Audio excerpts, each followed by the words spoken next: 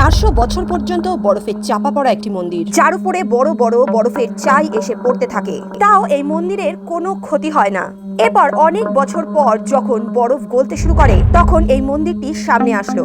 Scientist are জিওলজিস্টরা এই মন্দির দেখে অবাক হয়ে গেল। একটা এমন মন্দির যেটা দর্শন করলে মনে করা হয় যে মোক্ষ লাভের সমস্ত দরজা খুলে যায়। কারণ মহাভারতের অন্তের সময় মহাদেব স্বয়ং এখানে প্রকট হয়ে পাণ্ডবদের স্বর্গের রাস্তা দেখিয়েছিলেন। এটি হলো মহাদেবের 12টি জ্যোতির্লিঙ্গের মধ্যে একটি, হিমালয়ের শিখরে অবস্থিত কেদারনাথ মন্দির। জয় শ্রী কেদার। উত্তরাখণ্ডে রুদ্রপ্রয়াগ নামে একটি ছোট শহর আছে।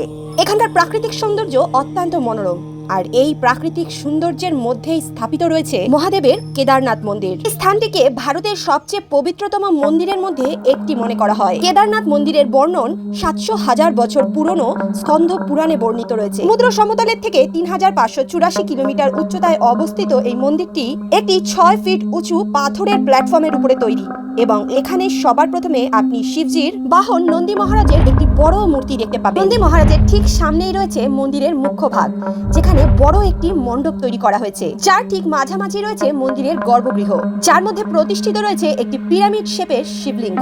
এবং এমন ধরনের শিবলিঙ্গ আপনি আর কোথাও দেখতে পাবেন না। বরফে ঘেরা এই মন্দির নিয়ে অনেক হয়রান করা ঘটনা জড়িত রয়েছে। মনে করা হয় এই মন্দিরটি পাণ্ডবরা নির্মাণ করেছিলেন। মহাভারত অনুসারে মহাভারতের যুদ্ধে নিজের গুরু এবং ভাইদের বধ করার পর পাণ্ডবরা নিজেদেরকে অপরাধী এবং পাপী মনে করতে থাকেন। যুদ্ধের পরে এরা অনেক বছর অবধি হস্তিনাপুরের রাজত্ব করেন, কিন্তু এত বছর অতিক্রম হওয়ার পরেও তাদের মনে কোনো শান্তি ছিল না। তাই তারা নিজেদের সমস্যার সমাধান করার জন্য ঋষি বেদব্যাসের কাছে পৌঁছান। তখন বেদব্যাসজি তাদেরকে বলেন যে নিজেদের পাপের থেকে মুক্তি পাওয়ার জন্য তাদের মহাদেবের শরণাপন্ন হওয়া উচিত। এরপর পাণ্ডবরা অভিমন্যুর পুত্র পরীক্ষিতকে সমস্ত রাজ্যভার অর্পণ করেন এবং দ্রৌপদীর সঙ্গে কাশী যাত্রা করেন। কিন্তু যখন তারা কাশীতেও ভগবান শিবকে দর্শন করতে পারেন না, তখন তারা কাশী ছেড়ে চলে যান এবং এদিক ওদিক ঘুরতে থাকেন। তারা যেখানেই মহাদেবকে খুঁজতে খুঁজতে যেতেন, মহাদেব সেখান থেকে অন্য কোথাও চলে যেতেন। অবশেষে মহাদেব উত্তরাখণ্ডের গুপ্ত কাশীতে গিয়ে নিবাস করেন। এখন লোকালসরা মনে করেন যে যখন পাণ্ডবরা তাকে খুঁজতে খুঁজতে সেখানে পৌঁছান, তখন তাদের কাছ থেকে লুকানোর জন্য মহাদেব নন্দীর রূপ ধারণ করেন এবং গাভীদের দলে লুকিয়ে পড়েন। পাণ্ডবরা অনেক দিন পর্যন্ত মহাদেবকে খুঁজতে থাকেন। অবশেষে ভীম মহাদেবকে খুঁজে পান। যখনই মহাদেব দেখলেন যে ভীম তাকে চিনে ফেলেছে, তখন তিনি ভূগর্ভে সমাহিত হতে শুরু করেন, আর তাকে ধরার জন্য ভীম তার পিঠে অবস্থিত কুচটিকে ধরে নেন, এবং কথিত আছে ওই অংশটি পৃথিবীর উপরে থেকে যায়। এই কুচটি পিরামিড শেপের শিবলিঙ্গে পরিণত হয়ে যায়, আর এখন আমরা বাবা কেদারনাথ মন্দিরে এই শেপের শিবলিঙ্গকে পুজো করে থাকি। পাণ্ডবদের নিষ্ঠা দেখে ভগবান শিবজি প্রসন্ন হলেন এবং ওনাদের সামনে প্রকট হলেন, এবং তিনি পাণ্ডবদের ক্ষমা করলেন আর স্বর্গপ্রাপ্তির রাস্তা দেখালেন। এরপর পাণ্ডবরা শিবজিকে ধন্যবাদ জানালেন এবং যেই স্থানে সেই লিঙ্গটি প্রকট হয়েছিল, সেই স্থানে মহাদেবের সম্মানে একটি মন্দির নির্মাণ করলো, যাকে আমরা বাবা কেদারনাথ মন্দির রূপে আজকে দেখছি। বলা হয় যখন শিবজি ষাঁড় রূপে পৃথিবীতে সমাহিত হচ্ছিলেন, তখন সেই ষাঁড়ের মুখ রুদ্রনাথে, জটা কল্পেশ্বরে এবং ভুজা তুঙ্গনাথে এবং নাভি মদমহেশ্বরে স্থাপিত হয়।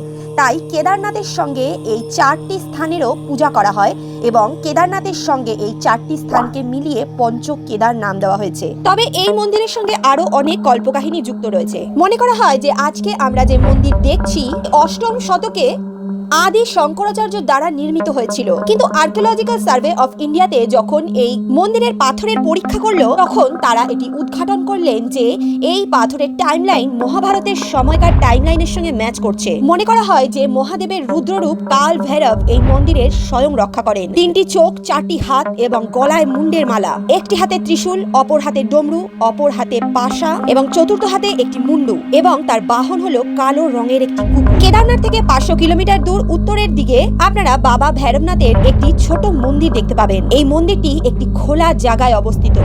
এর চারপাশে না কোনো দেওয়াল আছে, না কোনো ছাদ আছে, কিন্তু আশ্চর্যভাবে এটা বলা হয় যে বাবা ভৈরবনাথের দর্শন না করলে কেদারনাথের যাত্রা পূরণ হয় না। কিন্তু যখন এক্সট্রিম ওয়েদার কন্ডিশনের জন্য বছরের 6 মাস কেদারনাথ মন্দির এবং তার আশপাশের এরিয়াস যখন বন্ধ থাকে, ঠিক সেই সময় মন্দিরের পূজারীরাও এখানে এসে মন্দিরের দেখভাল করতে পারেন না।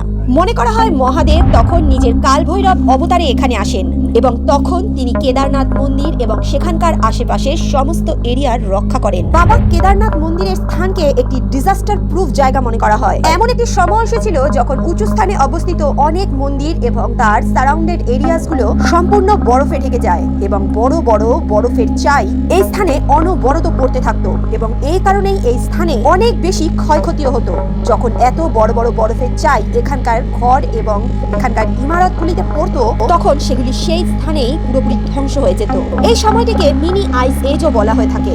কিন্তু 400 বছর পর্যন্ত চলতে থাকা এই মিনি আইস এজে অনেক অনেক ইমারতগুলিকে ধূলিসাৎ করেছিল। কিন্তু যখন এই পিরিয়ড সমাপ্ত হয় তখন এখানে এই একটিমাত্র মন্দির অবশেষ ছিল, যেটি আজও একই রকম ভাবে একই স্থানে দাঁড়িয়ে আছে। আর্কিওলজিস্টরা এই মন্দিরকে খুব ভালোভাবে নিরীক্ষণ করেন এবং তারা এই মন্দিরের দেওয়ালে একটি হলুদ হলুদ লাইন পান, যেটা প্রমাণ করছিল যে বরফের অনেক বড় বড় চাই এই মন্দিরে এসে ধাক্কা খেয়েছিল। কিন্তু অবাক করা ঘটনা এই যে তারা এই মন্দিরের কোনো ক্ষতি করতে পারেনি। এই স্টাডি থেকে এটাও প্রমাণিত হয় যে কেদারনাথ মন্দির 400 বছর পর্যন্ত বরফের তলায় চাপা পড়েছিল এবং এত মুশকিলের পরেও এই মন্দিরটি যে এইভাবে সঠিক স্থানে সঠিকভাবে দাঁড়িয়ে আছে, এই কারণেই এই মন্দিরটিকে এখন সবাই ডিজাস্টার প্রুফ বলে মনে করে।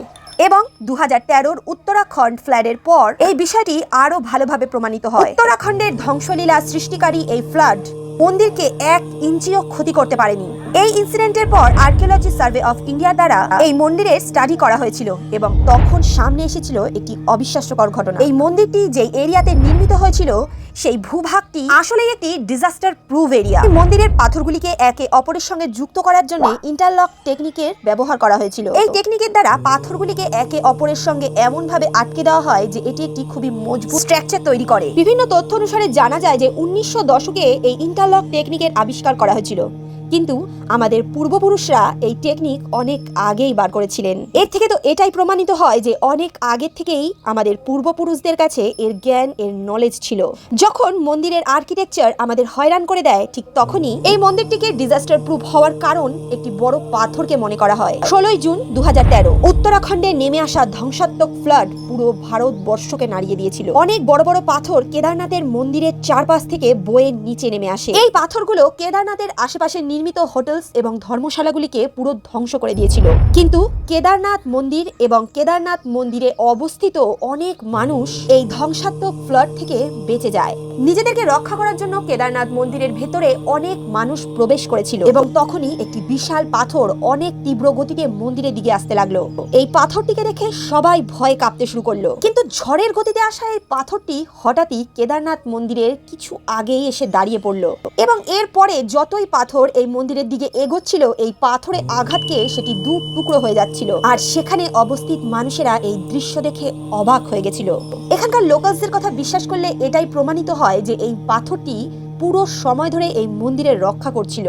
বলা হয় এই পাথরটি দেখে ভীমের গদার কথা মনে পড়ে, যেই গদার দ্বারা ভীম শত্রুর নাশ করতেন। এই কারণেই এই পাথরটির নাম রাখা হয় ভীমশিলা। আজকের দিনে এই পাথরটি কেদারনাথ মন্দিরের একটি গুরুত্বপূর্ণ অংশে পরিণত হয়েছে এবং মন্দিরের সাথে সাথে মানুষ এই পাথরটিরও পুজো করে থাকে।